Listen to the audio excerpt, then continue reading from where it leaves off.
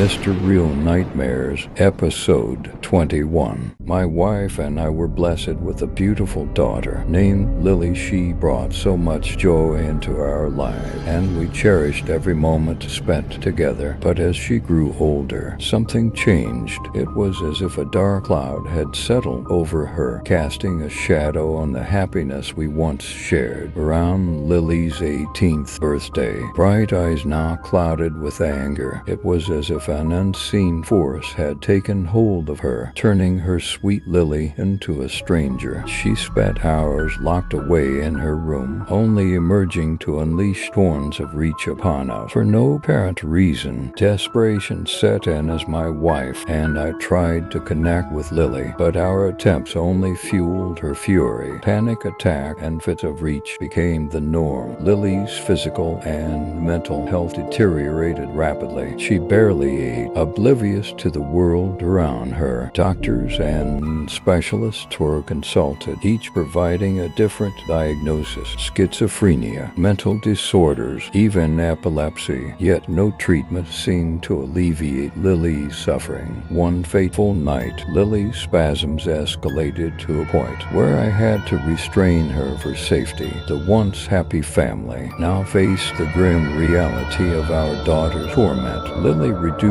to a mere shell of herself, resisted every attempt to comfort. The stench of despair permeated our lives as we struggled to care for her, cleaning her bed and attempting to feed her, only to be met with hostility. Haunted by growing suspicion, I turned to the only explanation. It seemed plausible. In the face of our daughter's torment possession, dark events unfolded within Lily's room, strange occurrences that defied reason, unseen voices, objects moving without cause. Our home became a battleground between the natural and the supernatural. In a desperate bid for help, I convinced my wife to allow a local priest to perform an exorcism on Lily. The ritual unfolded over day, each session more terrifying than the last. The priest, unwavering in his conviction to leave Lily to be possessed by an unholy force, but the demonic presence within her only grew stronger, manifesting itself in horrifying contortions and guttural utterances. As the exorcisms continued, hope to dwindle.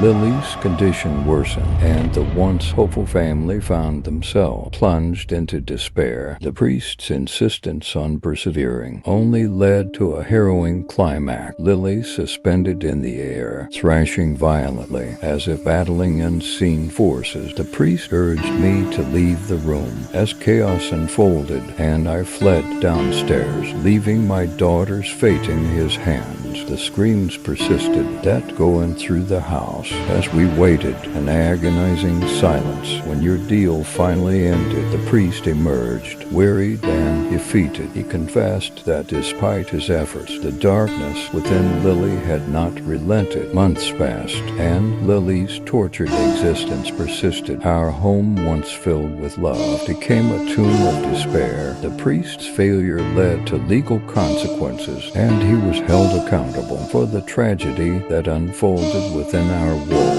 The demons that plagued Lily claimed victory, and on a summer day, she passed away. My wife and I, shattered by grief and anger, directed our blame to failed Savior who promised deliverance.